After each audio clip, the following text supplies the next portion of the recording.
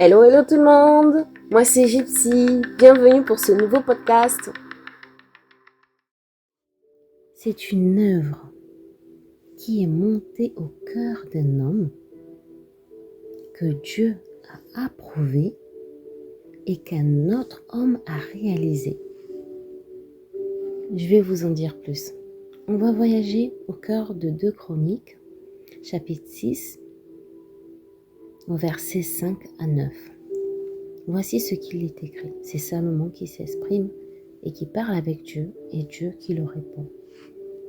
Depuis le jour où j'ai fait sortir mon peuple d'Égypte, je n'ai jamais choisi une ville particulière parmi toutes les tribus d'Israël pour qu'on y bâtisse un temple où je sois présent. Et je n'ai pas choisi un homme pour qu'il soit le chef de mon peuple Israël. Mais voici que j'ai élu Jérusalem pour y établir ma présence. Et j'ai choisi David pour gouverner mon peuple Israël. Mon père David avait à cœur de bâtir un temple à l'honneur de l'Éternel, le Dieu d'Israël. Mais l'Éternel lui a déclaré, « Ton projet de bâtir un temple en mon honneur est une excellente chose. Tu as bien fait de prendre cela à cœur. Toutefois, ce n'est pas toi qui bâtiras ce temple, c'est ton propre fils qui le bâtira pour moi. » Voici ce qui est écrit. Ce passage m'a interpellée. Pensez-vous que l'idée de construire le temple venait de David? Je répète ce que l'Éternel lui dit. Ton projet de bâtir un temple en mon honneur est une excellente chose. Tu as bien fait de prendre cela à cœur. C'est cette dernière phrase qui m'interpelle. Tu as bien fait de prendre cela à cœur. Tu as reçu cela et tu l'as pris à cœur.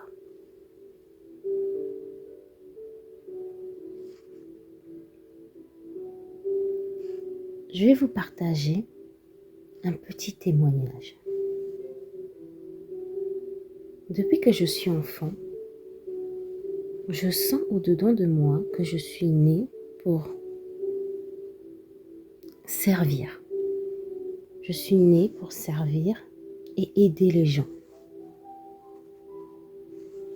En grandissant avec tous les critères de réussite et sachant que, étant enfant, j'ai été bercée dans les contes de fées,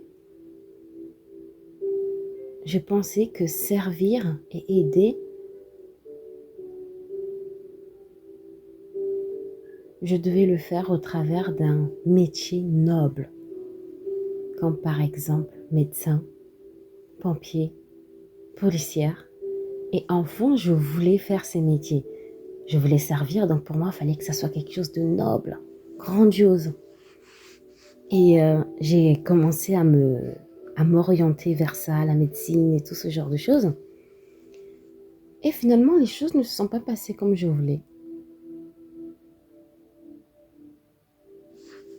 Mais j'ai toujours vers servir les gens. Peut-être, je me disais, dans la police, dans la gendarmerie.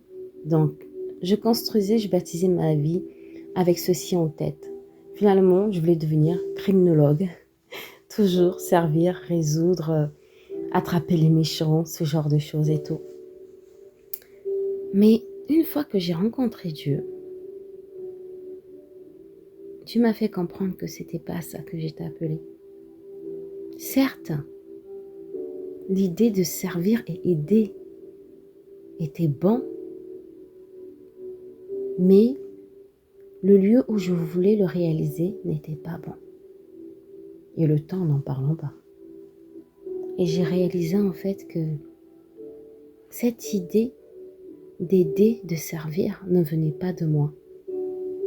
C'est quelque chose qui venait de Dieu pour moi, pour ma vie.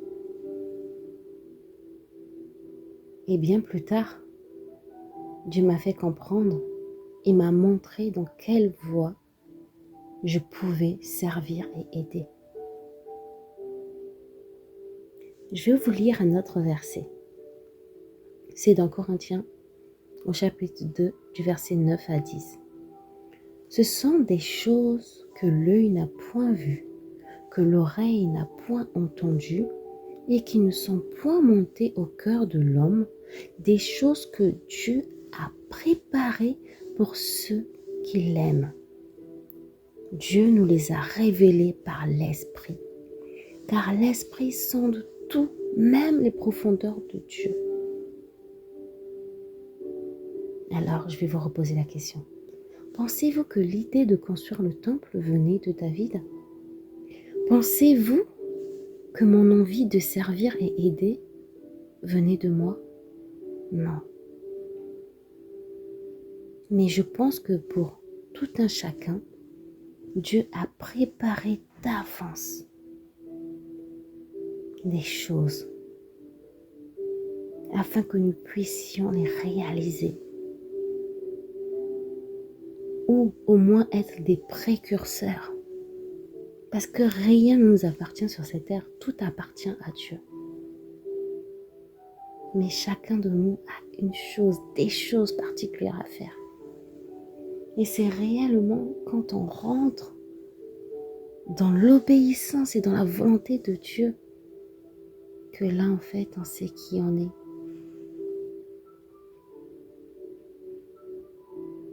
J'aime bien dire cela.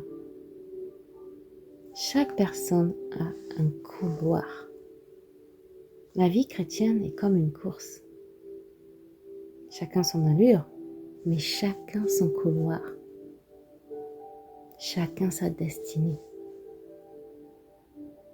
Beaucoup errent dans ce monde parce qu'ils n'ont pas trouvé leur couloir. Ton couloir a été préparé, conçu spécialement pour toi. Et quand tu rentres dedans, c'est là que tout est taillé pour toi. Tu vas être challengé, tu vas être éprouvé. Mais comme dit la Bible, ce n'est pas pour que tu restes et que tu fasses du sur place. C'est pour que tu ailles de l'autre bord. Tous les challenges que tu vis, toutes les épreuves que tu vis, te permettent de devenir une meilleure version de toi-même.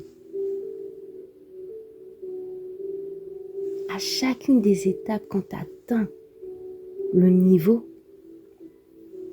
tu regardes en arrière et tu te diras, waouh, j'aime la personne que je suis aujourd'hui.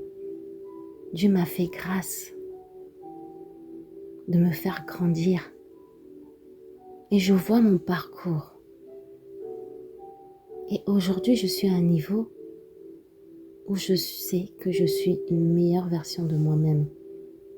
Mais il y a encore des choses préparées.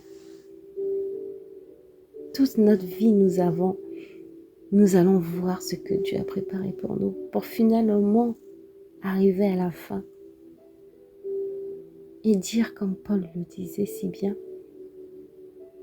j'ai accompli ma course, j'ai parcouru et j'ai gagné le combat. Et là, c'est la gloire de Dieu qui nous attendra. Alors, j'ai une autre question pour toi. Quel est ton couloir? Ce podcast touche à sa fin en espérant que cela t'a encouragé. N'hésite pas à me laisser un commentaire ou à partager. Pour ne pas louper mes publications, tu peux me suivre sur YouTube ou Instagram. Je te remercie de m'avoir écouté. À lundi prochain, sois richement béni.